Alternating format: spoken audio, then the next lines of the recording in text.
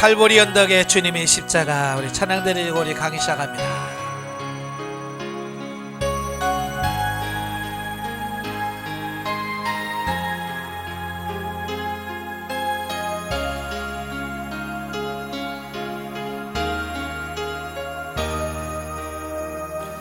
칼보리 언덕에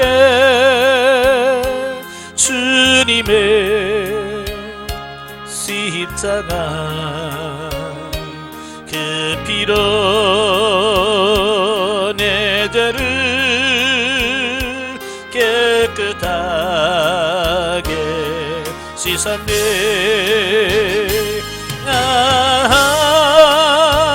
생명의 꽃 피었네. 열매 맺었네.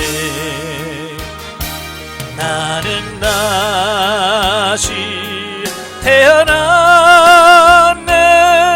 그 이름 생명 나무라. 아멘. 네, 기도하겠습니다. 은혜로우신 아버지 감사합니다. 오늘도 우리를 사랑하셔서 훈련의 장소 인도하시고 우리 생명단계의 삶을 같이 나누게 하셔서 감사합니다. 우리 지각을 열어주셔서 알게 하시고 생각나게 하시고 깨닫게 하시고 그렇게 사라져지는 은혜가 있도록 도와주옵소서. 시종을 맡겨오며 예수님의 이름으로 감사하며 기도합나이다. 아멘. 예, 이 시간에는 우리 훈련 과정 보도록 하겠습니다. 교재 훈련 과정의 97페이지. 예, 훈련 과정의 97페이지 보시면 사생명 단계가 나오게 되어집니다. 성령의 구원 사역에 있어서의 생명 단계. 자, 우리가 영성을 형성하는 데서 크게 네 기둥이 있다는 거 아시죠? 성령의 구원 사역, 성령의 은사 사역, 영성적 물질 관계, 영성적 대인 관계라고 하는 이 네 기둥이 잘 형성이 되어야 우리가 하나님의 자녀답게 살 수가 있어요. 그래도 각 기둥마다 네 단계가 있다고 그랬어요. 특별히 성령의 구원 사역은 우리 영혼 안에서 이루어지는 일인데, 첫 단계를 우리가 보통 자연 상태라고 그래요. 자연 상태라고 하는 것은 뭐예요? 예, 우리 안에 영혼이 있다는, 영혼의 존재를 인식하고 발견하게 되는 단계를 자연 상태라고 그래요. 예, 그래서 여러분 자연 상태를 통해서 영혼의 존재를 인식했죠? 자, 그 다음에 윤리 단계죠. 윤리 단계는 뭐냐? 발견되어진 영혼이 성장하고 성숙해서 조금 자라서 이제 그 영의 지각과 이성을 통해서 하나님의 말씀을 깨달아서 하나님의 말씀으로 살려고 애쓰는 단계를 윤리 단계라고 그래요. 그 다음에 좀 더 성장을 하면 진리 단계입니다. 진리 단계는 이제 내 영이 성장을 해서 기록된 하나님의 말씀대로 사라져지는 단계를 진리 단계다라고 그래요. 그 다음에 오늘 이제 생명 단계죠. 생명 단계 97페이지에 보시면, 자, 정의를 한번 보죠.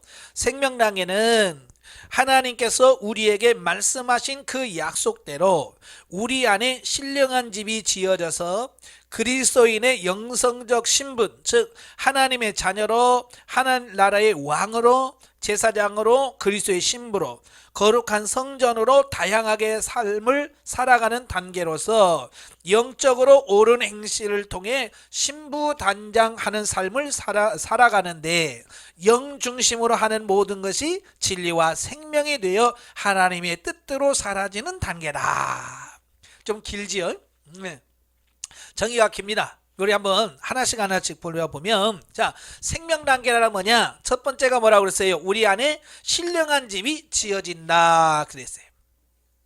예, 우리가 진리 단계에 들어가게 되면 진리 단계는 뭐 하는 단계라고 그랬어요? 신령한 집을 짓는 단계라고 그랬어요.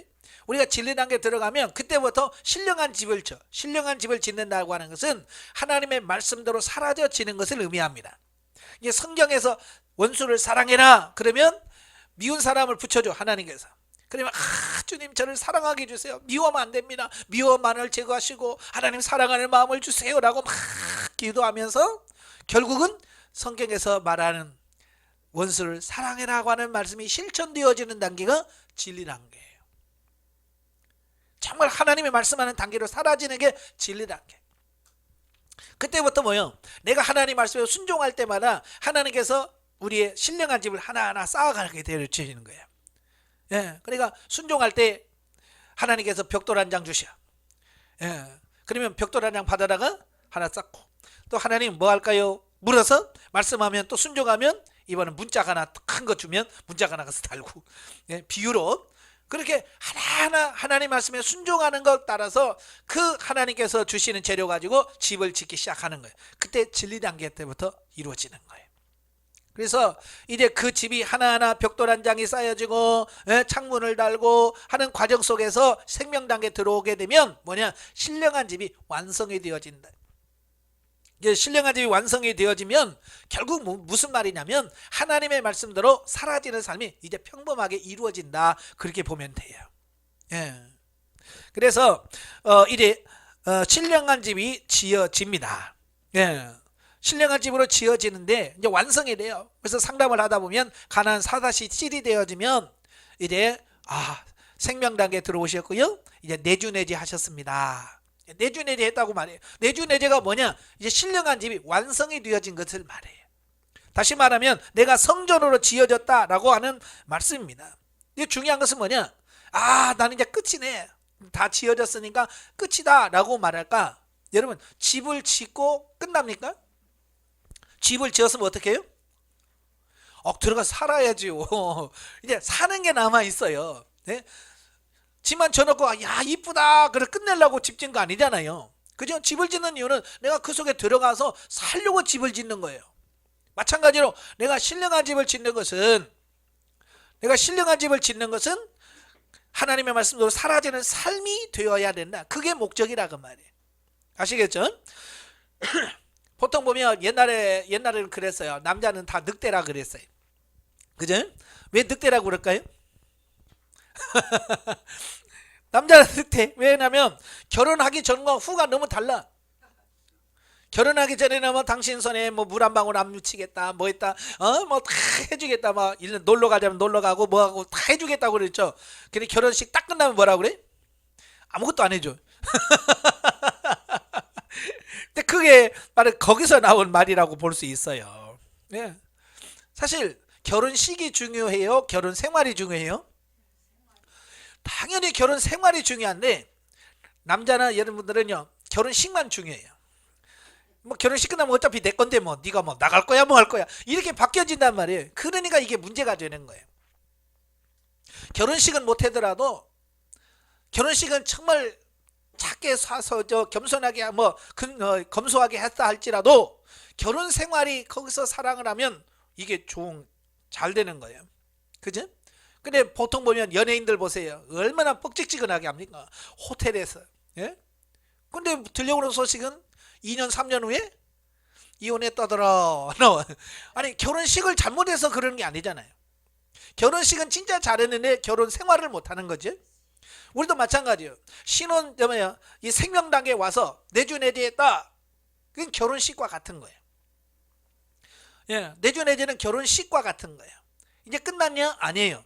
그때부터 실제로 삶이 나와야 되는 거예요. 아시겠죠?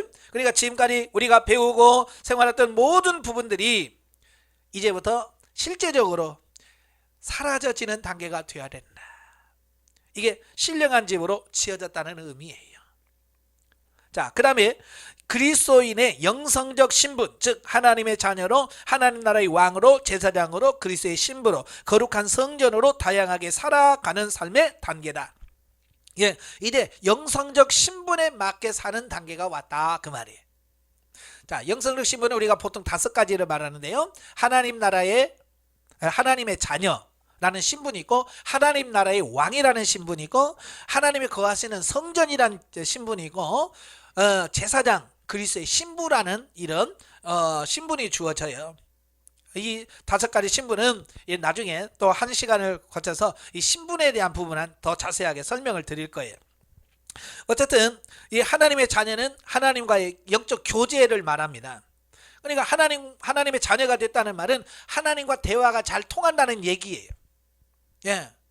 그래서 정말 하나님과 내가 대화가 잘 통하나? 그 다음에 왕은 다스림이잖아요. 하나님 나라의 왕이에요. 다스린다고 하는 건 뭡니까?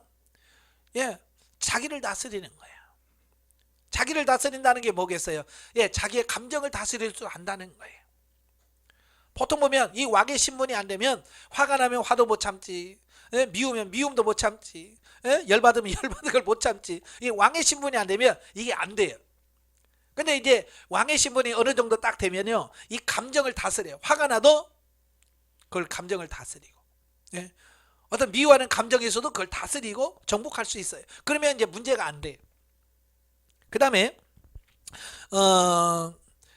제사장, 예, 제사장은 하나님 앞에서 제사 드리는 삶을 말하죠. 신령한 삶, 예, 하나님의 말씀대로 사라져지는 삶을 말합니다. 그 다음에 그리스도의 신부, 거룩한 삶, 변화된 삶, 예, 성전은 뭐예요? 하나님이 내 안에 거하시는 삶. 자, 이런 삶들이 그대로 이루어지는 어떤 이런 부분들을 보게 되어집니다. 사람도 결국은 자기 자신에 맞는, 신분에 맞는 삶을 살아야 행복할 수 있잖아요. 그리고 보람을 느끼잖아요. 예를 들어서 내 신분이 경찰이다 그러면 경찰로서 잘 되어야, 야, 내가 정말 인생을 잘 살았다 그러잖아요. 근데 그 경찰인데 경찰의 신분에 대한 보람이 없어. 맨날 이놈을 언제 집어치우나, 언제 때리치고 내가 다른 걸 해야지. 그러면 행복하겠어요? 전혀 행복하지 않죠. 마찬가지로 이 다득할 신분이 주어졌을 때, 그렇게 사라졌을 때 행복하게 느껴지는 거야. 다스려졌을 때, 야, 역시 내가 하나님 섬기길 잘했어, 영성훈련 받기 잘한 거야. 그 신분에 맞게 사라졌을 때 그런 생각이 드는 거예요. 근데 그게 안 되면 뭐가 하겠어요? 반대겠죠. 이거 괜히 받아가지고, 예? 이걸 받아도 안 되네 그러면서, 예? 그렇게 되어지는 거예요. 근데 신분이 굉장히 중요한 거예요. 어찌 보면 지금까지 여러분들이 훈련을 하는 모든 부분들은 결국 이 신분에 맞는 삶을 살도록 하기 위한 과정이에요.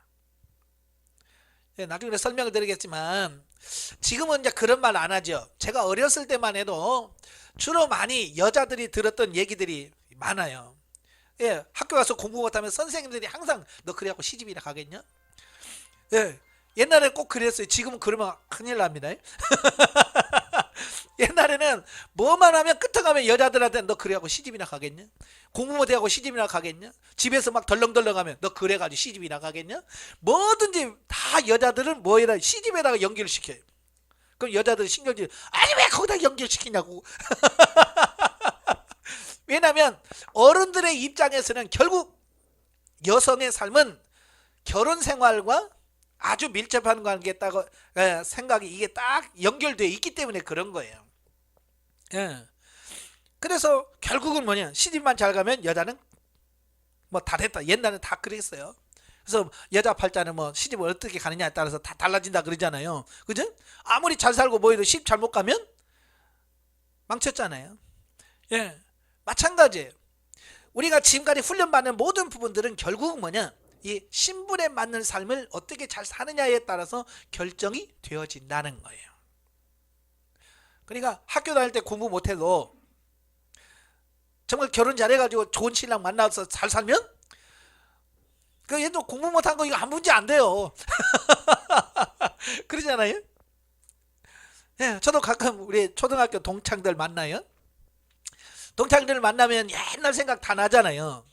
예, 옛날 네가 뭐 어쩌고 막 하잖아요. 거기 보면 초등학교 1학년 2학년 때요, 어떻게 그래서 그 선생님은요 자기가 할 일을 우리한테 시켰는지 몰라요. 그게 뭐냐면 그게 받아쓰기 같은 거 하잖아요. 받아쓰기에서 그 좀 못하는 애들 있잖아요. 못하는 애쓰면 야 너 얘 가르쳐가지고 얘 시험 보고 갈 때까지 너 네가 해. 그래서 막 하나씩 붙여줘. 그러잖아요. 아이 학교 끝나고 빨리 가야 되는데, 그잖아요. 막 밖에서 막 축구하고 노는데 아 얘 빨리 빨리 받았어. 야 그것도 모르냐, 야 바보야. 그래서 막 가르친단 말이에요. 그러면서 막 이 바보야 너 그래 갖고 되겠냐, 같은 친구인데도 그러면서 구박하면서 그렇게 해요. 근데 그때 그 구박 받으면서 받아쓰기 했던 애들이 지금 더 잘 살아. 그렇게 바보야 막 했던 애들보다는 뭐 1등 했다고 하면 좋아했던, 지금 애들 보면 뭐 하냐면 학습지 교사하고 있어. 내가 학습지 교사 나쁘다는 얘기가 아니라 그렇게 막 잘난 척 막 하고 뭐 인생 뭐 잘 살 것 같은 애들은 별로야. 근데 공부 못해가지고 맨날 나머지 공부하고 그랬던 애들은요, 예, 고등학교 졸업하고 바로 사업하고 그래가지고 뭐 사장님 소리 듣고 사모님 소리 듣고 그래요. 그걸 보면서 야 정말 이 말이 맞구나. 그 초등학교 때 그렇게 공부 잘한다고 인생 잘 다는 거 아니에요. 결국 그런 과정도 중요하지만 결국은 뭐예요? 이 신분의 삶이 어떠냐에 따라서 달라지는 거예요. 그러니까 여러분들이 자연 처음부터 영성훈련 받으면서 광야부터 열심히 훈련받는 이유는 뭐냐? 결국 이 신분 단계에 와서 그 신분에 맞는 삶을 제대로 살 수 있느냐 없느냐에 따라서 훈련을 잘 받았냐 못 받았냐가 결정된다 그 말이에요. 그만큼 신분은 중요한 거예요. 그래서 나중에 딴 하루 또 1시간 내서 이 신분에 대한 부분만 또 할 거예요. 그 다음에 영적으로 옳은 행실을 통해 신부단장하는 삶을 살아가는데 그랬어요. 자, 영적으로 옳은 행실, 이제 말씀대로 사라지는 삶을 말합니다. 예, 말씀대로 사는 것, 이건 뭐냐? 레마에 순종하는 겁니다. 레마는 뭡니까? 하나님께서 내게 주시는 음성, 하나님께서 내게 지도하시고 인도하시는 것, 그걸 레마라고 그래요. 그 레마를 듣고 거기에 순종하는 삶을 살아가는 것을 영적으로 옳은 행실이다 라고 말씀을 하고 있습니다. 네. 그래서 제가 시편 119편 56절에 보니까 내 소유는 이것이니 곧 주의 법도를 지킨 것이니라 그러더라고요. 여기서 내 소유는 그냥 내 거가 되는 걸 말하죠. 내가 하나님 나라 가서 내가 내 소유가 뭐냐? 하나님 나라에 갔을 때 내가 받을 상급이 뭐냐? 그 얘기예요. 그 얘기는 뭐냐면 영원한 하나님의 나라에 가져갈 수 있는 게 뭘까? 내가 하나님의 나라 갈 때 싸들고 갈 수 있는 게 뭘까? 뭐 싸들고 가요? 돈 싸갖고 가지? 집 사놓으면 집도 싸들고 가지? 예? 그래 못해요? 난 지금까지 집 들고 간 사람 하나도 못 봤어. 돈 뭐 그렇게 아무리 싸놔도요 다 놓고 가. 못 갖고 가. 그 왜? 내 소유가 아니기 때문에 그래. 하나님 나라에 갈 때 내가 내 거다라고 싸들고 갈 수 있는 게 뭐냐? 그게 하나님의 말씀을 지킨 거예요. 주의 법도를 지킨 것, 하나님의 말씀대로 산 것, 이것만 내 소유가 돼서 하나님 나라 갈 때 갖고 갈 수 있는 거예요. 그러니까 우리가 중요한 게 뭐예요? 돈 싸놔봐요? 내가 못 가져갑니다. 예, 정말 내가 하나님 말씀에 순종해서 이 말씀 하나님 말씀에 순종해서 쌓아둔 것만 그것만 가지고 갈 수 있단 말이에요. 그러니까 어떻게 해야 되겠어요? 열심히 하나님 말씀에 순종해야 되겠죠. 하나님께서 말씀하실 때 심으라 할 때 심고, 그러면 세속 재물이 신령한 재물로 받게 돼서 하늘에 쌓이게 되고, 예? 하나님 말씀에 순종해서 사랑할 수 없는 사랑을 하고, 예? 섬기고 할 때 그게 다 뭐예요? 그게 상급으로 쌓여서 하늘의 상급이 되어지는 거예요. 그래서 이제 하늘에 닿는 상급을 쌓는 단계가 생명 단계. 그래서 생명 단계 들어가면 행하는 모든 것이 다 이래 하늘의 상급이 쌓여지는 그런 은혜가 있다 그 말이에요. 자, 우리가 그러잖아요.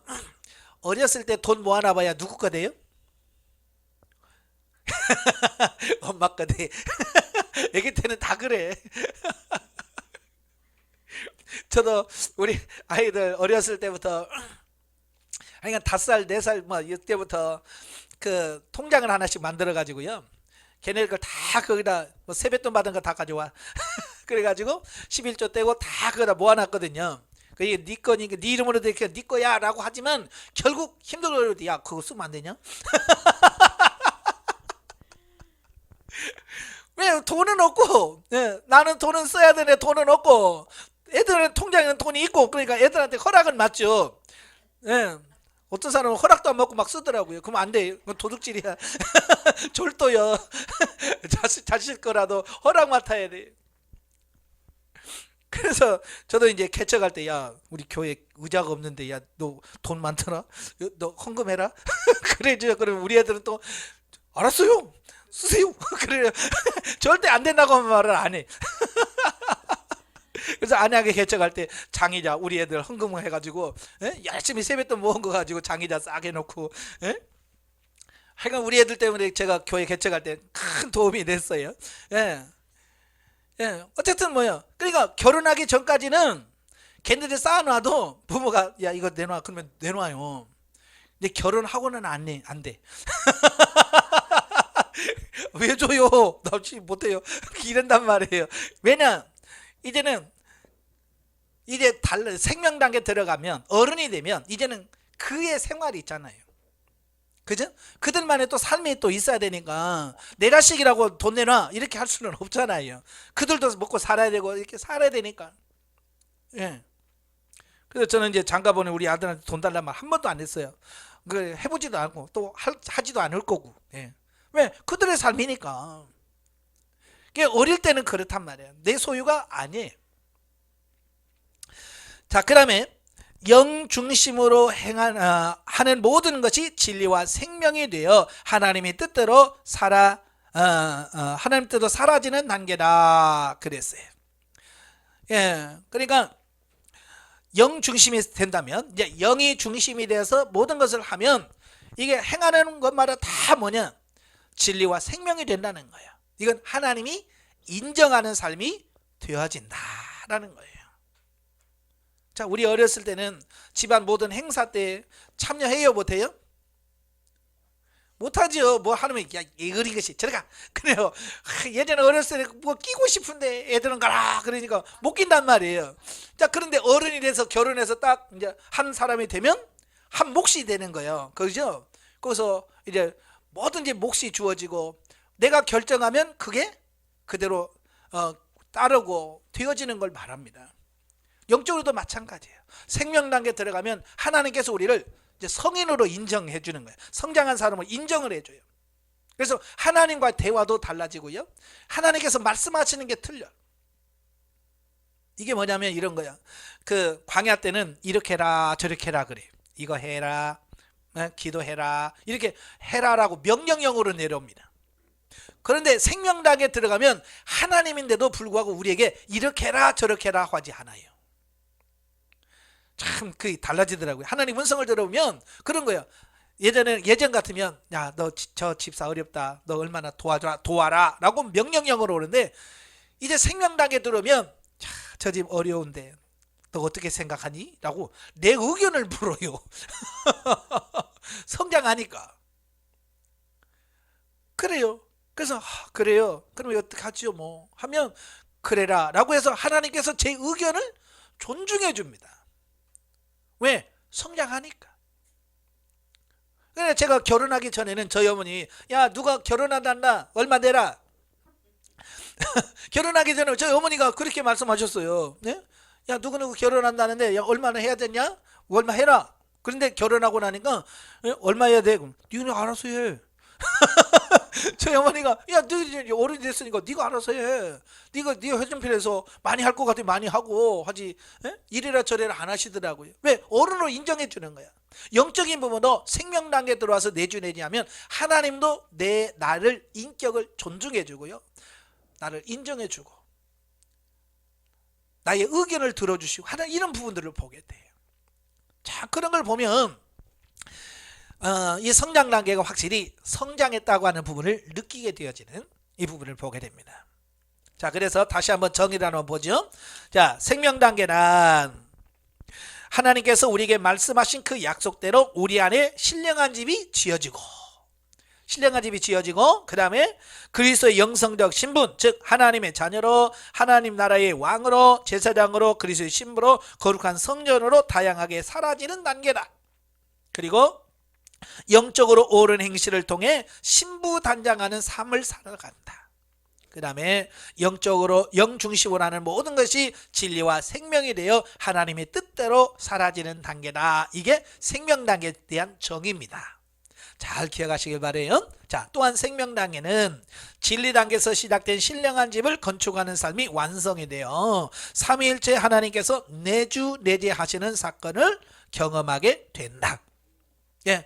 아까 다 설명드렸어요. 진리 단계에서 하나씩 벽돌 쌓고 집을 지어요. 완성은 어디서 되느냐? 여러분이 상담 받을 때 가나안 4-7에 완성이 돼. 예. 상담 받으면서 가나안 4-7이 되면 이제 신령한 집이 완성이 되었고 내주내제 하셨습니다 라고 말할 거예요. 이 내주내제는 우리 사람으로 보면 결혼식이라고 할 수 있어요. 비유할 수 있는 게 결혼식과 같아요. 그래서 결혼식은 뭐냐? 사랑하는 남편과 아내가 하나가 되어지는 거죠. 자, 여기 내주내제는 하나님은 나의 신랑이 되고 나는 하나님의 신부가 되어야죠. 그래서 신부로 사라지는 이 삶이 내주내제하는 삶이다라고 표현할 수 있어요. 예, 그래서 우리가 성공한 결혼 생활이라는 게 뭐냐? 예, 결혼을 잘했다, 뭐 부자로 산다 이게 아니잖아요. 서로 잘하는 것은 뭐냐? 같이 동행하는 거야. 손발이 딱 맞는 거예요. 마음이 맞고 생각이 맞고 다 맞는 거야. 이건 성공한 결혼 생활이에요. 그죠? 많은 사람들이 이혼 사유가 1번이 뭐예요? 그렇죠. 성격 차이라고 그러잖아요. 예? 그러면 성격 차이로 이혼한다면 세상에 이혼 못할 사람이 어디 있어요? 예, 성격이 똑같은 사람이 있어요, 없어요? 없어요. 그러면 다 이혼하게? 그건 이혼 사유가 될 수가 없어요. 사람마다 다 성격은 다 달라. 예, 이혼 사유가 안 돼. 그러니까 이게 성격이 다르니까 동행이 안 되는 거야. 어떻게 같이 가야 되는데 이 같이 마음이 안 되는 거야. 같이 마음이 안 되는 거야. 그래서 이제 하나님과 동행해야 돼요. 동행이라고 하는 말은 히브리어로 할라크라는 말인데, 할라크라고 하는 말은 같이 걷는다 그런 뜻이에요. 같이 걷는다. 우리가 사랑하는 사람끼리 팔짱을 끼든 손을 잡든 다 둘이 손을 잡고 이렇게 같이 걸어갈 때 행복하잖아요. 여러분 데이트할 때 안 해보셨어요? 예?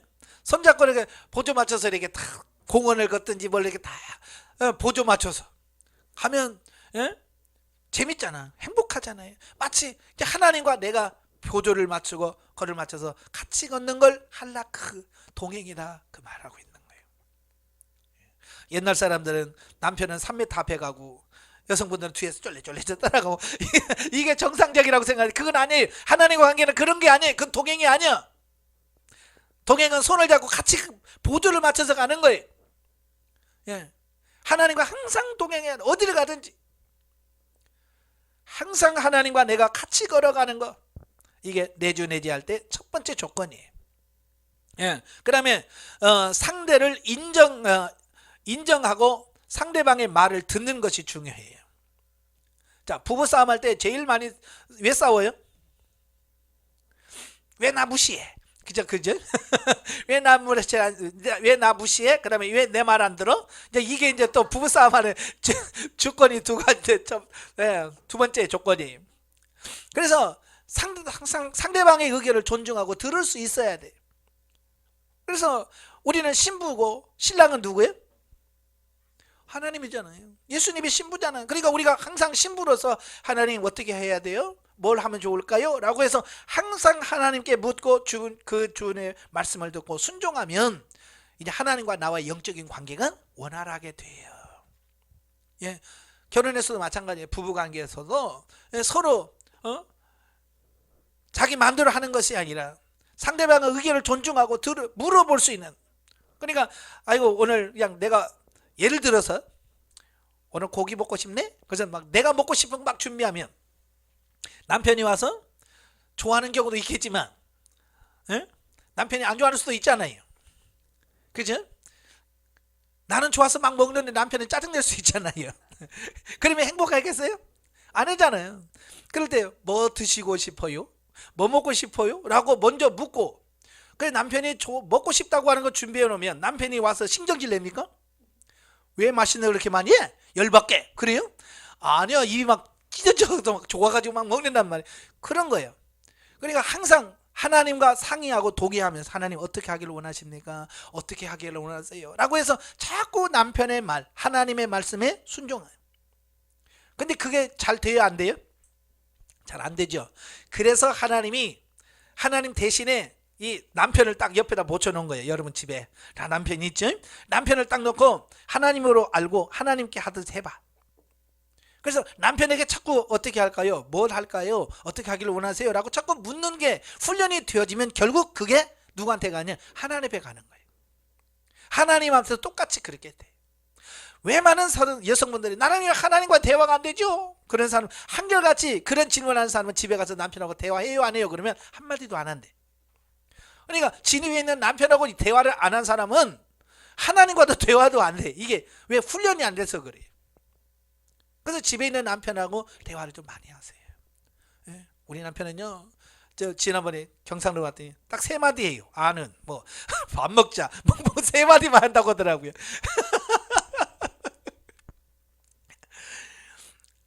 예, 그 뭐냐, 그만큼 대화가 없다는 얘기예요. 그래서 많이 대화를 해봐야 돼. 사람과에서도 대화를 많이 해봐야 하나님과도 대화도 많이 늘어요. 아시겠죠? 예. 그 다음에 상대방을 위해서 희생과 헌신이 있어야 된다. 예. 결혼 생활 잘 하시는 분들 보면요, 누군가가 한 사람이 희생을 하더라고요. 그냥 아내가 나 죽었어 하고 막 그냥 남편이 해달라는 대로 해주든지, 아니면 반대로 남편이 나 죽었어 하고 그냥 부인이 하자는 대로 해주든지, 그러면 가정이 잘 돼. 근데 이게 뭔 문제는 둘 다 안 죽어가지고요 바닥바닥 살아있으면 여기 싸워. 누군가 하나 죽어야 돼. 우리가 하나님이 죽어요, 내가 살 테니까, 그러면 돼, 안 돼요? 안 되잖아요. 하나님 죽으세요, 내가 살아날 테니까. 그건 안 되잖아요.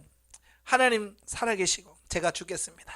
그래서 내 감정을 죽이고 내 자아를 처리하고, 그래서 하나님께 맞춰갈 수 있는 이런 부분이 돼야 되잖아요. 그지? 그래서 내주내제라고 하는 것은 마치 부부 생활하고 똑같아. 하나님께서 왜 결혼을 시켰을까? 많은 사람들은 자식 낳아서 씨를 이으라고 부부를 주셨대. 그건 일부분이에요. 정말 중요한 것은 뭐냐, 이 부부와의 관계를 통해서 하나님과 영적인 관계를 이해하고 그걸 훈련하고 깨달으라고 이 부부 생활을 허락한 거예요. 아시겠죠?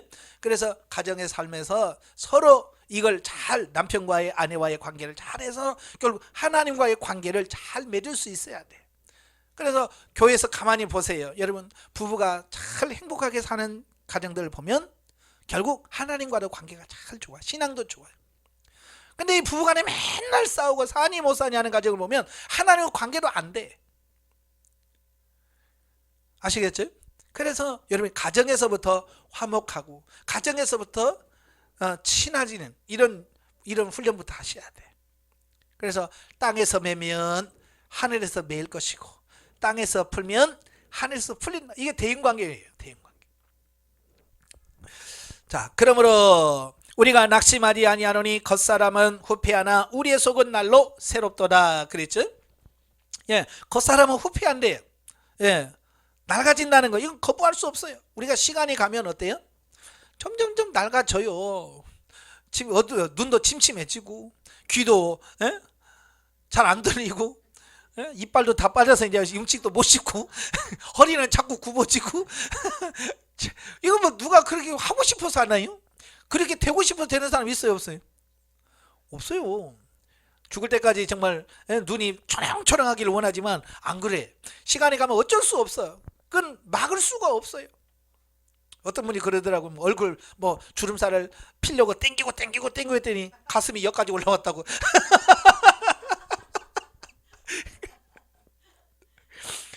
그렇다고 해서 젊어지는 건 아니잖아요. 그죠? 단지 젊게 보일 뿐이지 젊어지는 건 아니에요. 그잖아요. 성형해서 막 얼굴 다리미로 데려가고 반질반질하게 만들어놔도 그렇다고 젊어지는 건 아니잖아요. 단지 젊어지는 것처럼 보일 뿐이죠. 육신은 후패예요. 그러니까 육신을 위해서 살지 말고 우리의 속은 날로 새롭도다. 속이 뭡니까? 우리의 영혼을 가리키는 거예요. 우리의 영은 날로 새로워질 수 있는 삶이 되셔야 돼요. 자, 그래서 사도 바울이 고린도후서 5장 4절에 이 장막에 있는 우리가 짐진 것 같이 탄식한 것은 벗고자 함이 아니요 오직 덧입고자 함이니 죽을 것이 생명에게 삼킨 바 되게 하려 함이라 그랬어요. 여기서 장막은 뭘 가리켜요? 육체를 가리키는 거예요. 1절에 보면 우리의 장막집이 무너지면, 그랬죠? 이 육체가 영원히 사는 게 아니잖아요. 여러분, 다 시간은 다르겠지만 언젠가는 어때요? 이 육체의 장막을 벗을 때가 온단 말이에요. 근데 이 장막집에 있을 때 우리가 할 수 있는 게 뭐냐? 마치 짐을 진 것처럼 탄식하는 이유가 있다. 그게 뭐냐? 내가 벗고자 함이 아니요 오직 덧입고자 함이라. 죽을 것이 생명에게 삼킨 바 되게 하려고 함이라. 이 성경을 조금 이해하기가 좀 어려운데요. 자, 그래서 현대인의 성경에 보면 이렇게 되어 있어요. 우리가 이 육체의 집에 있는 동안 짐을 진 것처럼 탄식하는 것은 이 몸을 벗고 싶어서가 아니라 하늘의 몸을 입어서 죽을 몸이 영원히 살기 위한 것이다 그랬어요. 단순히 육신이 이 땅에 있는 동안에 빨리 이 몸을 벗고 나 천국 가고 싶어요. 나 세상 너무 힘들어요. 나 천국 가고 싶어요. 이게 우리가 할 수 있는 기도가 아니라는 얘기예요. 우리가 몸을 입고 있는 동안에 우리가 할 수 있는 건 뭐냐? 죽을 몸이 영원히 살기 때문에 이 몸이 변화되어서 새로워져서 하나님의 자녀답게 사는 이 삶으로 바뀌어지는 것을 원한다 그 얘기예요. 예. 그러니까 천국 가는 게 중요한 게 아니란 말이에요. 어떤 모습으로 어떻게 하나님의 나라에 갈 거냐 이게 중요한 거예요. 빈손 들고 하나님의 나라 가겠어요? 부끄러운 구원 가지고 하나님의 나라 가겠어요? 그래서는 안 되잖아요. 영광스러운 구원을 얻어야 되잖아요. 그죠? 그러려면 어떻게 해야 돼요? 내가 변화되고 새로워져야 돼. 우리가 이 땅에 사는 동안 그걸 놓고 기도하시라 그 말이. 하나님 나라에서 부끄럽지 않은 모습으로 하나님 앞에 가도록 우리가 준비해야 된다. 이 살아있을 동안에. 나중에 또 나오니까 이 정도만 하고 넘어갑니다. 1. 생명 단계에서 일어나는 삶의 변화.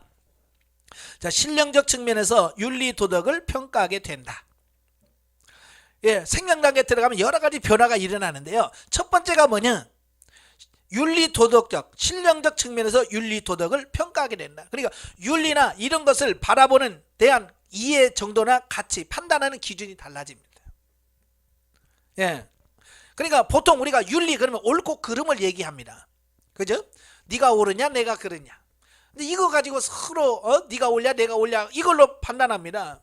그러나 이 생명 단계에서는 단순히 육신에서 옳고 그르냐를 평가하는 게 아니라 진리가 되느냐 생명이 되느냐 이걸 평가하게 된다 그 말이에요. 그래서 아무리 겉으로 좋아 보이는 일이라도 이건 하나님께서 기뻐하시는 일이 아니고 하나님 인정하는 일이 아니면 이건 옳지 않은 거예요. 예. 그러나 이게 육신적으로 보면 힘들고 어려운 일이지만 이게 하나님이 원하시고 기뻐하시는 일이다. 그러면 어때요? 순종해 주는 거예요. 평가 기준이 다른 거예요. 예. 그래서 영혼이 거듭나서 장성하게 되면 영혼이 온몸이 주인이 되는데 그와 더불어 우리의 육체가 각종 은사를 충만히 받고 성령의 지도 인도를 따라 살게 되면 이전에 윤리 도덕적으로 바르게 생각하고 행하던 나의 모든 행위, 육신적인 주관, 의지들은 모두 헛된 것이었다는 사실을 깨닫고 인정하게 된다. 그러니까 그 단계에 이르기 전까지는요, 이걸 말해줘도 못 알아먹어요. 제가 안양에서 청년들 지도하면서 청년들에게 이제 청년들은 이제 결혼을 생각하고 있잖아요. 그래서 이상형이 뭐냐 이렇게 물어봤더니 남자들은 한결같이 뭐요? 이쁜 여자요.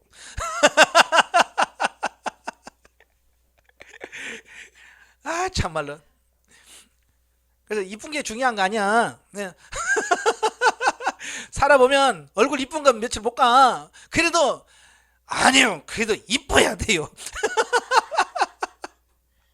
그러니까 결혼하기 전에 그 기준하고 결혼한 사람들의 기준이 달라요. 확실히 달라. 자, 여러분에게 이상형 누가 어떤 사람이 결혼하려고 그러면 지금도 이쁜 사람이요, 잘생긴 남자요, 그럴 거예요? 아니요. 잘생기면 소용없어. 살아보니까 아무 소용없잖아요. 돈 많은 거? 그렇게 중요한 거 아니에요. 근데 그걸 경험해오지 않은 세대는 자기가 생각해서 옳은 게 옳은 거예요. 야, 그거 이쁜 거 아니야. 그래도 나는 해봤잖아. 결혼을 해봤으니까 결혼 생활은 그런 게 중요한 게 아니야 라고 해도 이 결혼 생활을 경험해보지 않는 이 청년 세대는 그래도 이뻐야지요.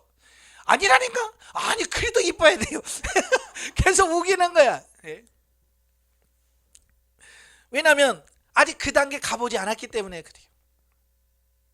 끝까지 우기길래 제가 그래서 그럼 너는 장가 못 간다. 지금도 못 갔어요. 마흔이 넘어도 아직도 못 갔어요. 이 기준이 바뀌어야 돼. 이 기준이 바뀌어야 되는데 이 기준이 자기는 이쁜 여자인데 막말로 이쁜 여자가 그 같은 남자 원하겠어요? 이쁜 여자는 자기 나름대로 내가 이쁘니까 그래도 있어 보이는 남자를 찾겠지. 그렇잖아요? 기준이 안 맞지. 예. 그러니까 그런 가치관을 가지고 살면 안 돼. 그러니까 성장해서 생명단계에 들어오면 이 윤리 도덕적인 가치 기준이 다른 거야. 그러니까 그전에는 이렇게 하면 옳고 이렇게 하면 바르고 라고 생각했는데 생명단계에 들어와서 내가 지금까지 이게 옳다고 생각했는데 이게 옳은 게 아니네. 자, 이렇게 윤리 도덕에 대한 부분이 달라지는 거예요. 다시 말하면 육의 실체를 발견하게 되고 육신이 하나님과 원수가 된다라고 하는 의미가 뭔지를 잘 몰라요. 그러니까 성도들한테 육신은 하나님과 원수가 됩니다. 이해가 돼야 안 돼요? 머리만 이해가 될 거예요 지금. 성경에 써져 있으니까 성경 진리라니까. 그런데 이게 진짜 의미가 뭔지를 못 알아먹어. 그런데 생명락에 들어오면 그 말이 이 말이었구나 이게 알아먹는 거예요. 그러니까 예를 들어서 아까도 결혼 조건에서 이상형에서 얼굴 이쁜 게 목적이 아니야. 내가 아무리 얘기해도 걔들은 못 알아먹잖아요. 그래서 이쁜 여자하고 결혼해봤어. 결혼해보니까 성질이 더러워. 그때서야 내 말이 기억나는 거야. 아이고 목사님 얼굴 이쁜 거 그거 아니라고 그랬는데 아이고 이제서 어떻게 할까 이렇게 되어지는 거예요. 그래서 그게 철저하게 후회가 되고 그래 이쁜 게 아주 중요한 게 아니야 라고 그걸 다 깨달았을 때 이제 뭐예요? 이 사고가 기준이 그래 얼굴 이쁜 게 중요한 게 아니야. 정말 우리 목사님 마음씨가 좋아야 돼. 뭐 이렇게 그게 바뀌어지는 거야. 경험하면서. 근데 뭐 물건 바꾸듯이 이거 물려줘요 할 수 없잖아. 결혼해놓고 이거 물려줘요 할 수 없잖아요. 그게 문제란 말이에요. 지나놓고 나서 늦게 가서 후회해봐야 소용없다는 거예요. 그러니까 빨리빨리 이런 가치관들을 바꿔가는 작업들을 하셔야 돼요. 육신이 원수가 된다. 그게 이해가 안 되면 하나님 육신이 원수가 된다는데 과연 이게 무슨 의미입니까? 나에게 경험시켜 주세요 라고 기도하다 보면 실제로 그게 느껴지는 거예요. 저도 처음에 훈련 받을 때 육신이 원수 된다는 게 이해가 안 되더라고요. 왜? 지금까지 얘가 잘했는데 지금까지 열심히 교회 봉사도 잘하고 신앙생활 잘했는데 왜 얘가 육체가 원수가 된다고 하지? 성경에서 된다고 육체의 원수라고 하니까 그런가 보다. 그런데 믿어지질 않는 거예요. 그런데 진리 단계 들어가면서 이제 이 육체가 순종을 안 해주는 걸 봐요. 쉽게 말하면 이런 거예요. 영은 깨어서 기도하자. 그런데 육체는 뭐라고 그래? 자자. 그러고요. 막 이게 기도해야 되는데 육신이 자꾸 나를 막 이불자리로 끌고 들어가요. 싫어 하는데 기어코 끌고 들어가. 이불 속에 누워서 하는 말이 이놈 왼수 이 육신이 왜 하나님의 말씀도 사는데 왜 육체가 원수가 된다는지 그렇게 살고 싶은데 안 살아지. 육체가 막 끌어당기는 거 있잖아요. 여러분 이부자리가요 여러분 육체를 끌어당길 때 그 힘이 얼마나 강한지 몰라요. 기도 시간에요 눈꺼풀 잡아 내리는데요 이 힘이 얼마나 센지 몰라요. 그죠? 졸릴 때 막 안 졸리려고 해도 어떻게 어느 순간에 막 자고 있잖아요. 그게 육이에요. 그게 육이 원수가 된다고 그랬잖아요. 그러니까 그걸 경험하면서 이래서 육이 원수가 된다고 하는구나. 그걸 깨닫게 되는 거예요. 정말 믿어졌고 깨달아졌을 때 이제 육체대로 살면 죽는다는 게 이래서 그랬구나. 그래서 가치관이 바뀌어지게 돼요. 자, 물론 이것은 윤리 도덕적 측면을 무시하는 것이 아니라 다만 주님이 우리에게 요구하는 삶의 수준이 윤리 도덕적 수준을 뛰어넘는 영적인 수준이라고 하는 것을 말씀해 주고 있습니다. 하나님이 원하는 것은요 윤리 도덕 세상 사람들이 사는 그 수준으로 사는 걸 원하지 않아요. 만약에 하나님이 일반 사람들이 사는 수준에서 그냥 신호등이나 지키고 그냥 이렇게 살고 착하게 살고 욕이나 안 먹어보고 그렇게 사는 수준이라면 영성훈련 시키겠어요? 안 시키죠. 하나님은 그 이상의 삶을 원하는 거예요. 예수님이 제자들에게 그러잖아요. 예, 세상에서는 원수를 미워하고 형제를 사랑한다고 했으나 나는 너에게 말하노니 원수를 사랑해라 그랬잖아요. 너희를 핍박하는 자리에서 축복 기도해주고 너를 저주하는 자리에서 축복해주고 오리를 가자면 심리를 가지고 이게 예수님이 원하는 수준이에요. 그냥 일반 사람들에서 욕 하나도 먹고 그냥 그렇게 살아가는 수준을 주님께서 원하는 게 아니고 세상 사람들은 흉내낼 수 없는 부분, 그게 원수를 사랑하는 거예요. 오리를 가자면 심리를 가지고 오른밤을 때리면 왼밤도 돌려대고 겉옷을 달으면 속옷까지 주고 이게 주님이 원하는 수준이에요.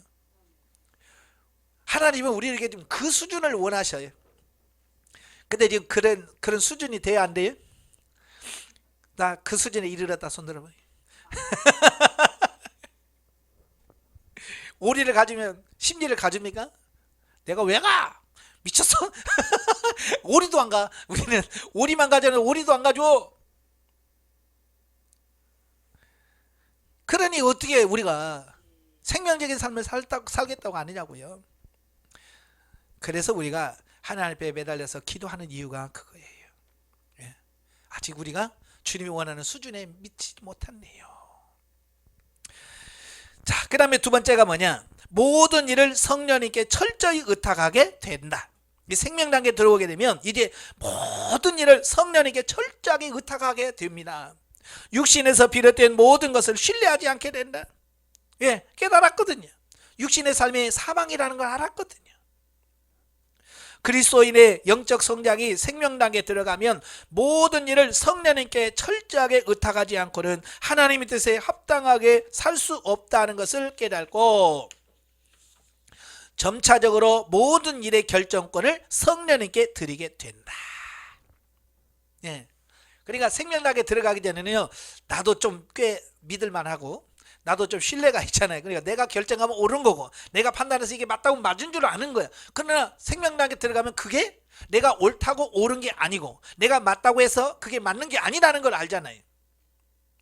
그 다음부터는 뭐야? 이제 내가요 옳다고 해도 이거 옳은 게 아니고 내가 맞다고 생각해도 맞는 게 아닙니다. 하나님 어떤 게 맞습니까? 라고 내 생각과 내 의견을 따르는 것이 아니라 하나님의 뜻에 묻고 그분이 결정하도록 맡기는 걸 하는 거예요. 아시겠죠? 그러다고 하다 보니까 자꾸 물을 수밖에 없는 거예요.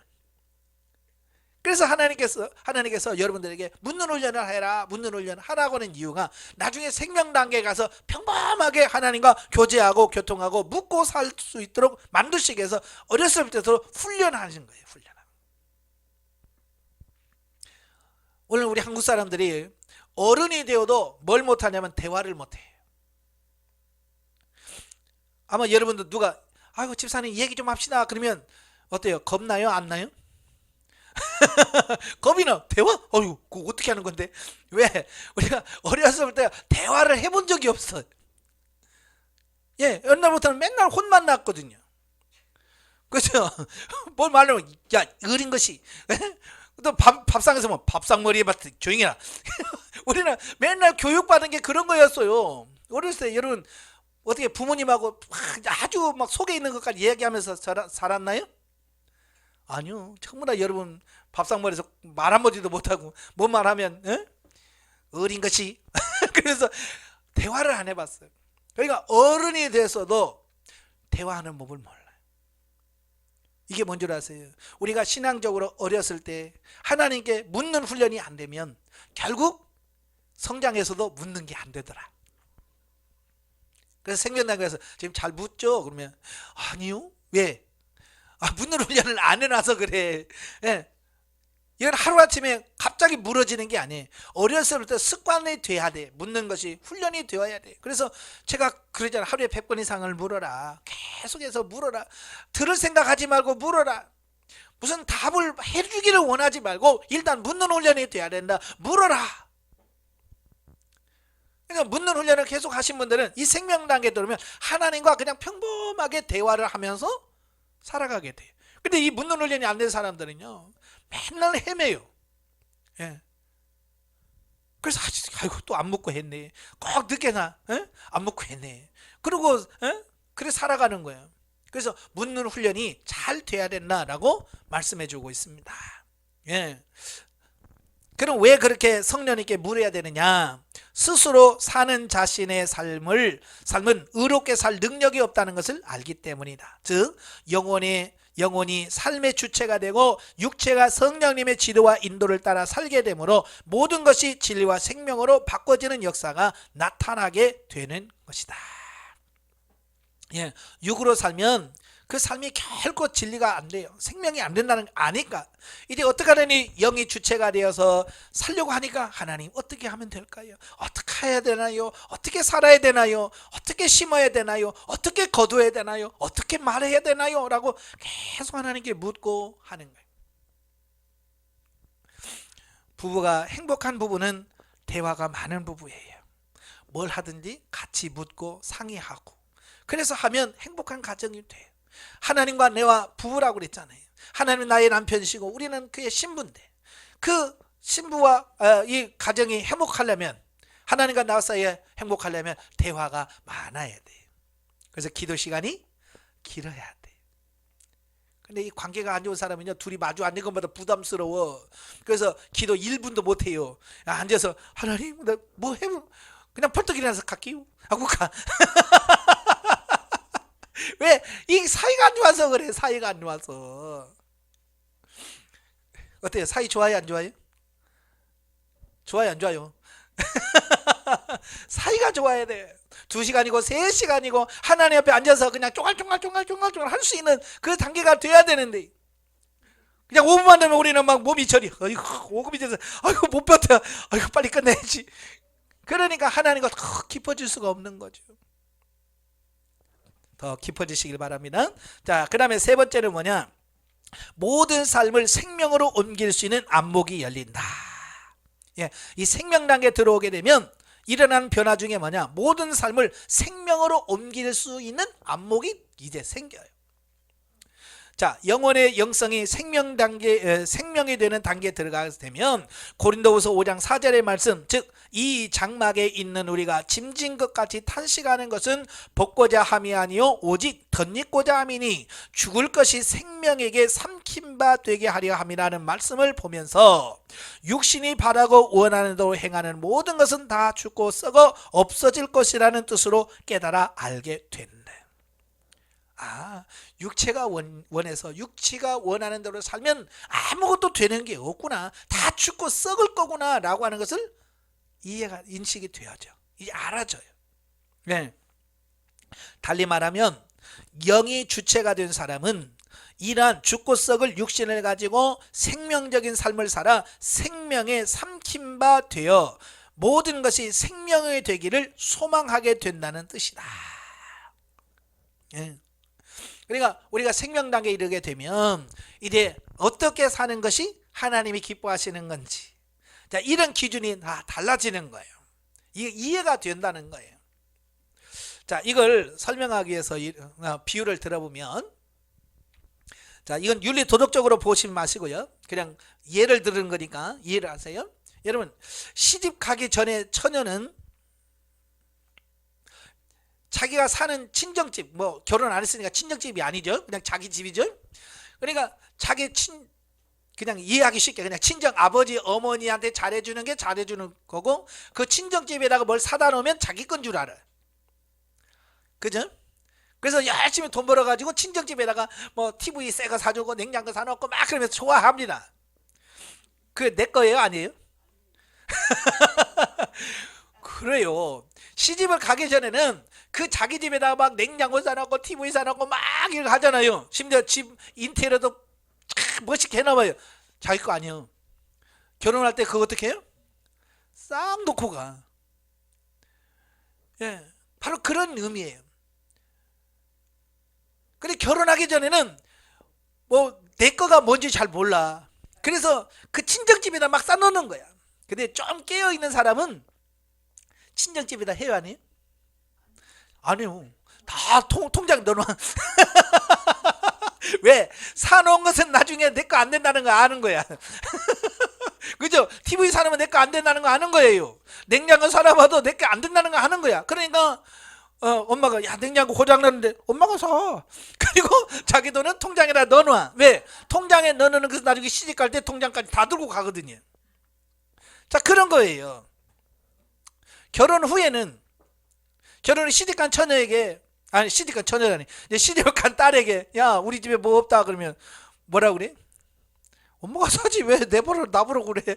왜? 이제 사놓는 거 내 거가 안 된다는 걸 아는 거예요. 윤리 도덕적으로 저는 불효녀 이렇게 생각하지 마시고 이제 뭐가 내 거가 되느냐를 아는 거예요. 생명 단계 들어가게 되면 육신으로 행하는 것이 내게 안 된다는 걸 아는 거예요. 세상에서 출세 성공하고 뭐 국회의원이 되고 대통령이 되고 이건 하나의 나라가 봐야 이거 내 거 안 되는구나. 뭐 아파트를 몇 채를 사고 수백 채를 사놔도 이거 내게 안 되는구나. 하나님이 갖고 갈 수 있는 게 안 되는구나. 이걸 안단 말이에요. 그러니까 그걸 안 된다는 걸 알면 거기다 투자해요, 안 해요? 안 하죠. 왜? 내가 해봐야 내 거 안 되는데. 이제 내 거가 될 수 있는 부분에 투자할 수 있는 거예요. 마찬가지로 우리 삶이 그렇게 바뀐다는 거예요. 죽고 썩을 것을 위해서 사는 삶이 아니라 이래 똑같은 돈이라도, 그잖아요. 똑같은 돈이라도 통장에 넣어놓으면 내 거가 되지만 그걸 사서 냉장고를 사서 친정집에 놓으면 내 거가 안 돼. 아시겠죠? 바로 이런 원리를 아셔야 돼요. 그래서 이제 하나님의 나라까지 이게 연결되어지고 하나님 인정받을 수 있는 삶이 뭔가를 그때서야 이해가 되어지고 그런 뜻이구나 이걸 알아서 이제는 그걸 위해서 사는 삶으로 바뀌어진다 그 말이에요. 아시겠죠? 자, 감사하게도 하나님께서는 죽어 없어질 육신을 입고 있는 우리에게 그 육신을 가지고 영원하고 생명이 되는데 투자할 수 있는 기회를 주셨다. 자, 이게 중요한 거예요. 하나님께서 왜 우리에게 70이요 80이요 강건한 80이라고 하는 인생을 허락해 주셔서 이 땅에서 그렇게 살다 오게 하실까? 그냥 하나님께서 그냥 천국으로 그냥 데려가면 좋잖아. 근데 왜 하나님 굳이 이 땅에 보내서 70, 80을 살고 오게 만드실까? 왜요? 예, 이 땅에 육신을 입고 있을 때가 하나님의 나라를 준비할 수 있는 기회란 말이에요. 우리들에게 기회를 주시는 거예요. 너 천국에 올 때에 천국에 가서 살 준비해갖고 와 라고 하는 그 준비할 수 있는 기회를 이 땅을 허락하신 거예요. 그러니까 저와 여러분들이 지금 이 땅에서 살아있다라고 하는 것은 내가 하나님의 나라에 갔을 때 내가 주님 앞에 내놓을 수 있는 것을 준비할 수 있는 기회다. 아시겠죠? 예. 그래서 지금 사는 이유가 그거예요. 지금 사는 이유는 내가 주님 앞에 갔을 때 부끄럽지 않게 주님 앞에 내가 이렇게 살고 왔습니다. 5달란트 받은 자와 2달란트 받은 자처럼 하나님께서 주신 거 가지고 내가 이렇게 많이 남겼습니다 라고 드릴 수 있는 삶이 되도록 하기 위해서 하나님께서 저와 여러분들에게 지금 기회를 주신 거예요. 근데 많은 사람들이 지금 이 시간들을 어떻게 해요? 그냥 막연히 흘려보내요. 여러분, 청춘이 영원한 청춘이 아니잖아요. 여러분도 지금 그 연세 올이라고 생각했어 안 했어요? 저도 가끔 아유 60이 다 되네. 지금까지 나 60 될 거라고 생각도 안 했어요. 나는 항상 젊음을 유지하고 살 거라고 생각했어요. 안 돼. 그건 앞으로 시간도 어떻게 할 거예요? 여러분, 인생 중에서 가장 젊을 때가 언제예요? 지금이요. 지금이 가장 젊어. 내일은 그만큼 시간 지난 만큼 늙어. 그러니까 다음으로 미루지 마세요. 내일로 미루지 마세요. 오늘보다 못한 게 내일이에요. 예. 오늘이 가장 젊고 여러분, 오늘이 가장 여러분 인생 속에서 가장 화려한 날이고 오늘이 가장 젊은 날이에요. 그러니까 오늘 이 순간 내가 뭘 해야 되지? 그래서 지금 이 순간에 잘 하시길 바래요. 예?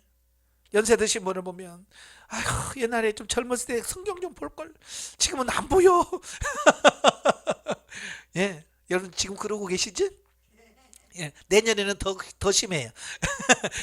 내후년에는 더 심하고 그러니까 더 심해지기 전에 성경 보고 기도할 수 있어야죠. 전도해야죠. 지금 다리 아파도 그래도 걸어 다닐 수 있잖아요. 나중에는 걸어 못 다닐 때가 온다. 걸어 다니지 못할 때 어떻게 전도합니까? 그죠?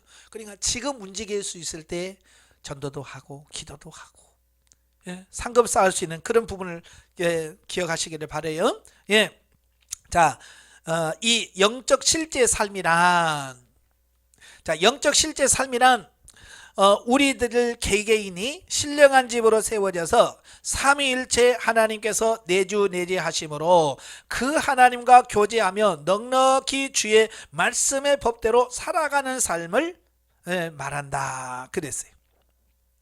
이제 내가 신령한 집이 세워져서 하나님이 내주내지하시고 그냥 그 하나님과 동행하면서 그냥 평범하게 사라지는 이 삶이 영적 실제란 말이에요. 예. 자, 많은 부부들이 부부 생활이 뭐냐? 부부 생활이 뭡니까? 물어보면 부부 생활이란 두 사랑하는 남녀가 서로 만나서 일평생을 같이 부부로서 살아가는 이 모든 삶이 부부 생활이에요. 그죠? 결혼해서 남편이 직장에 출근하는 거 이것도 부부 생활이고, 아내가 가정 살림을 하기 위해서 맛있는 반찬하기 위해서 시장에 가서 맛있는 거 이것도 저것도 사고 막 이런 것도 역시 부부 생활이고요. 자녀를 낳아서 기르는 것도 부부 생활이고, 그러니까 이 땅에 살면서 이 부부 생활이라는 게 아주 둘이 사이에서 평범하게 누릴 수 있는 부분인 것처럼 생명단계 삶도 영적 실제 삶이 그런 거예요. 특별한 게 없어요. 저는 처음에 훈련 받을 때 생명단계 들어가면 난 구름 위에서 사는 줄 알았어요. 이 세상의 삶을 하자고 그냥 구름에서 둥둥 떠서 사는 삶인 줄 알았어요. 예? 아마 여러분도 그렇게 생각했겠죠? 근데 어때요? 막상 생명단계 와보니까 어때요? 거기 똑같은데 뭐 하루 세끼 밥 먹고 뭐 아침 저녁 일어나고 똑같아. 달라진 게 하나도 없어. 달라진 게 있다면 내가 영으로 성장해서 하나님과 평범한 교제를 나누고 그 하나님과 동행하는 삶이 평범하게 이루어졌다는 것밖에 없는 거야. 쉽게 말하면 이런 거야. 결혼하기 전에는 결혼식만 하면 뭔가 특별한 삶이 주어질 거라고 생각할 거예요. 그죠? 그래서 결혼하기 전에는 막 들떠가지고 결혼하면 막 행복하겠지 막 이렇게 생각합니다. 막상 결혼해봐요. 어때요? 구름 위에 살아요? 똑같아. 평범해. 결혼하기 전에 일어나는 시간에 똑같이 일어나야 되고, 밥 먹어야 되고, 결혼했다고 밥 안 먹어요? 예? 똑같아요. 일상생활이랑 똑같은 거예요. 마찬가지. 우리가 영적 실제 삶이라서 생명단계에 들어왔다고 해서 우리가 밥을 안 먹어도 배부른 거 아니고, 예? 돈을 안 벌어도 돈이 없어도 되는 게 아니에요. 우리가 똑같이 육신을 가진 사람은 똑같아. 돈을 가져야 되고 돈을 벌어야 되고 똑같습니다. 그러나 중요한 것은 뭐니? 우리 안에서 내 영혼이 성장해서 하나님과 동행하면서 평범하게 사라지는, 하나님과 교제하는 삶이 평범해지는 부분은 달라진 거예요. 확실하게. 곧 하나님의 말씀이 나의 삶 가운데서 영적 실제로 이루어지는 역사가 나타나는 것이다. 이래 생명당에 들어가면 그냥 성경 말씀에 기록된 부분들이 그냥 평범하게 나의 삶 속에서 그대로 이루어지는 걸 말해요. 그래 저도 이제 성경 읽으면서 예전에는 이거 어떻게 살아? 특별히 산상수훈 읽으면서 그 예수님께서 쭉 말씀하신 부분 있잖아요. 그걸 읽으면서 이건 못 살겠다 이거. 어떻게 사람이 이렇게 살아?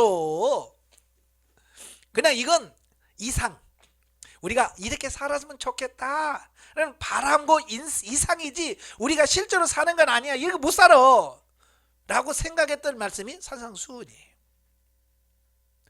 원수를 어떻게 사랑해? 내 식구도 못 사랑하는데. 자, 그러면 살았던 삶인데요, 이 생명단계에 딱 들어가니까요, 이게 그냥 원수를 사랑해라라고 하는 부분이 그냥 사라져지더라고요. 다는 아니지만 처음에는 저도 씨름하죠. 미운 짓 하고 미운 말 하고 그러면 저도 여기서 미운 감정이 올라옵니다. 싫어져요. 그런데 그걸 하나님 사랑하기를 원합니다, 이 마음을 바꾸기를 원합니다 라고 기도하면 미웠던 마음이 사라지고 싹 사랑의 마음으로 덧입혀져서 사랑할 수 있게 되어져요. 이런 신기한 거예요. 이건 뭐 하늘에서 금이 뚝뚝 떨어지는 게 아니에요. 바로 이런 부분들이에요. 하나님의 말씀대로 전혀 이루어지지 않을 것 같은 부분들이 이루어진단 말이에요.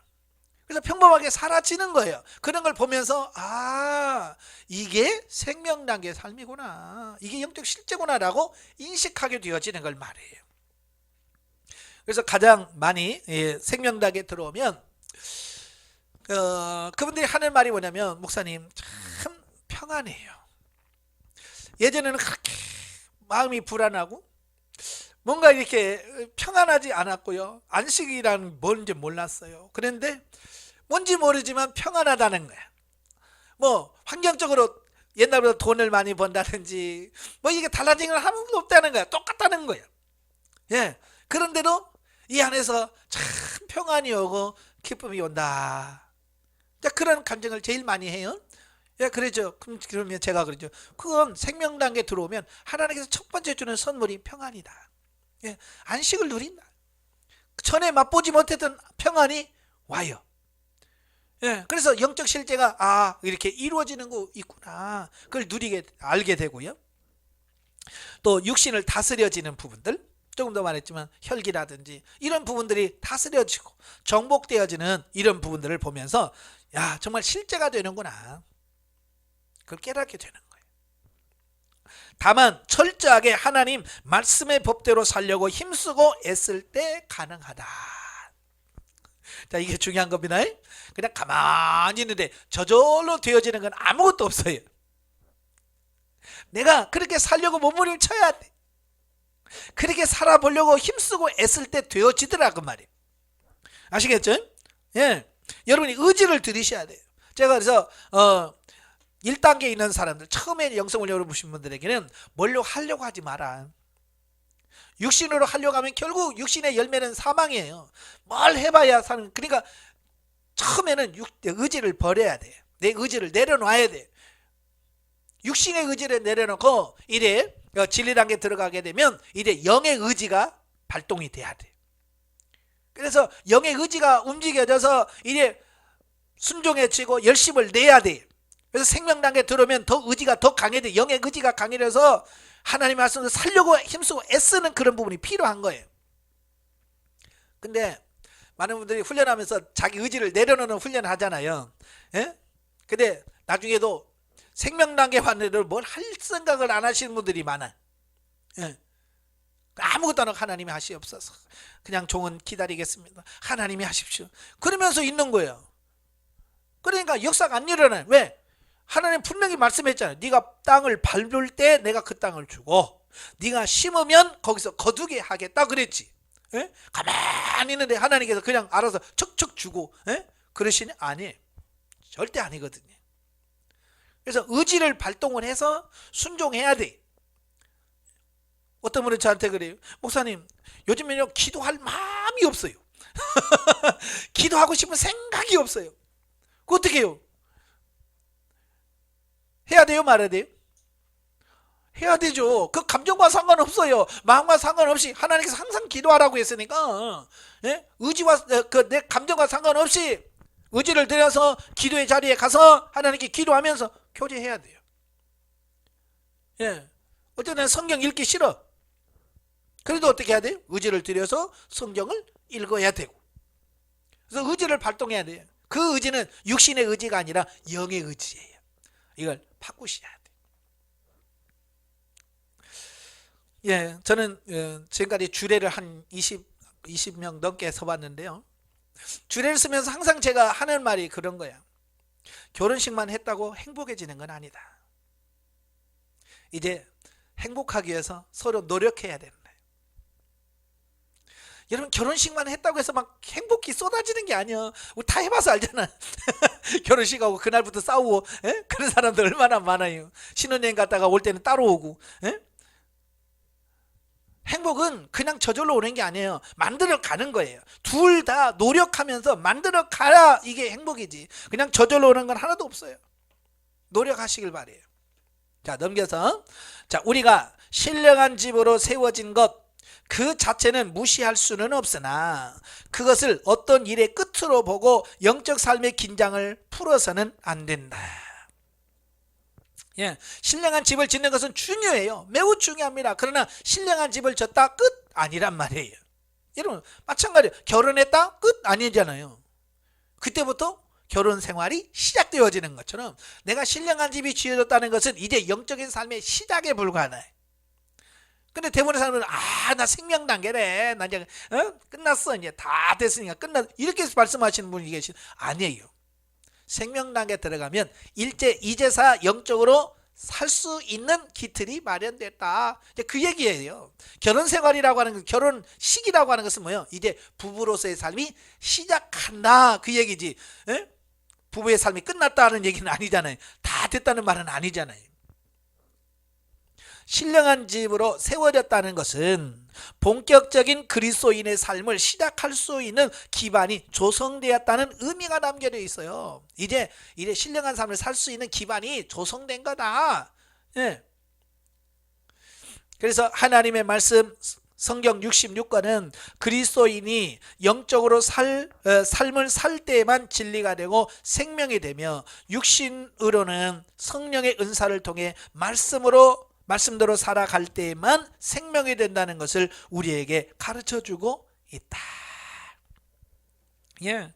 그래서 이제 성경 66권은 내가 영적인 삶이 영이 중심이 돼서 살 때만 그게 진리가 되고 생명이 되어진다. 예. 근데 대부분의 성경을 읽으면서도 영적으로 그걸 성경을 보는 게 아니에요. 육적으로 보는 경우가 너무 많아요. 그러니까 같은 성경을 보면서 나가도 복을 받고 들어가도 복을 받고 맨날 그런 것만 생각한단 말이에요. 이건 육적으로 보는 거예요. 성경을 육신으로 보니까 그렇게 되어지는 거예요. 영적으로 보셔야 돼요. 거기서 하나님께서 뭘 말씀하시려고 하시는 거예요. 복을 말하려고 하는 게 아니고 말씀대로 사는 것을 하나님 원하시는 거예요. 그죠? 그래서 너희가 내 말을 듣고 순종하면 내가 이런 복을 주겠다라고 말씀합니다. 이게 복이 목적이 아니에요. 하나님 목적은 그 말씀으로 사는 게 목적인 거예요. 그러니까 영적인 사람은 사는 게 눈에 들어오는데 육신적인 사람은 뭐가 보이냐? 사는 건 안 들어오고 복만 보이는 거예요. 그러니까 맨날 복 주세요 그러고 있더라고 말이에요. 예. 하나님 복 달라고 해서 복 줍니까? 만약에 제가 어렸을 때부터 복 달라고 해서 하나님 복 달라고 기도해서 복을 받았다면 나는 지금 이렇게 안 산다니까요.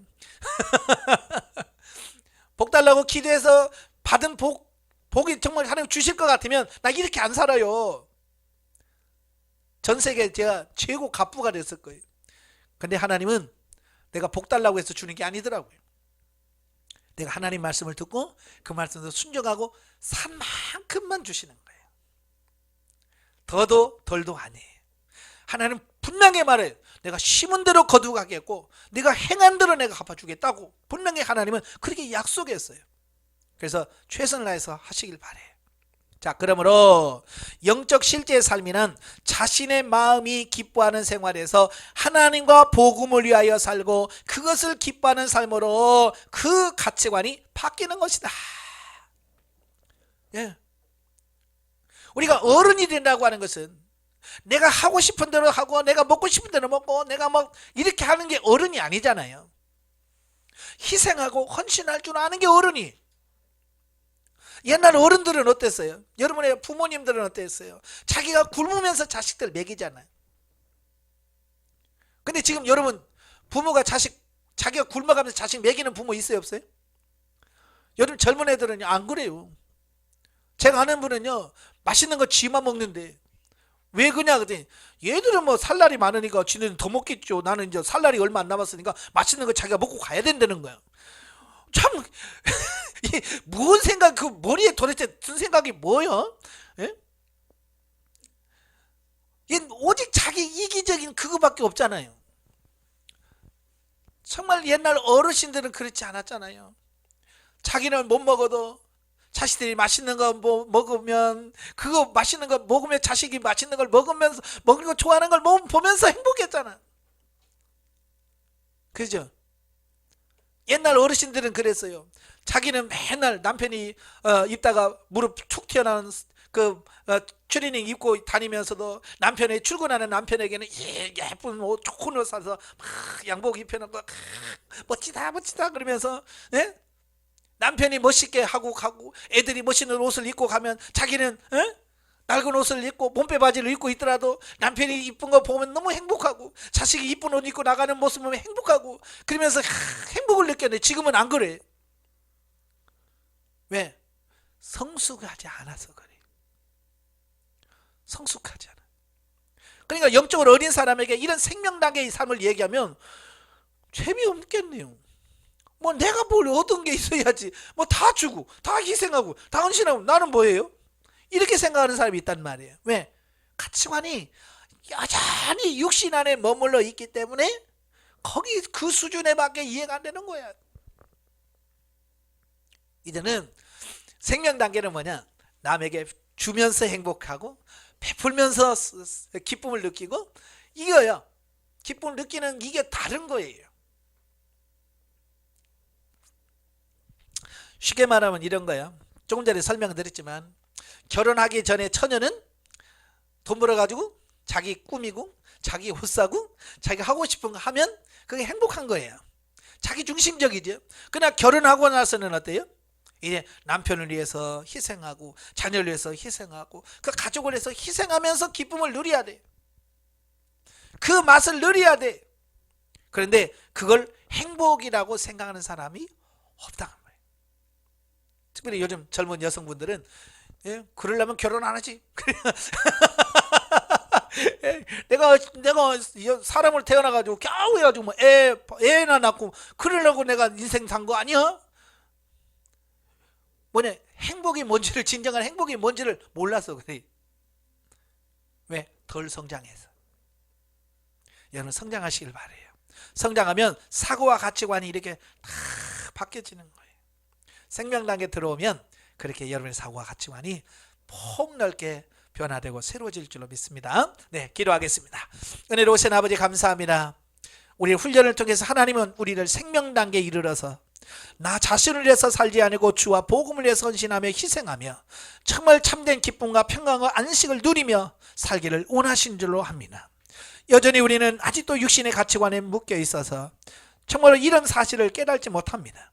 이제 우리의 영적인 가치관이 바뀌어지게 하시고 우리의 사고가 바뀌어서 정말 생명 단계의 삶이 뭔지를 정확하게 이해하고 살아가는 우리가 될 수 있도록 성령님 도와주시옵소서. 예수님의 이름으로 감사하며 기도합나이다. 아멘. 하나님께 드립니다.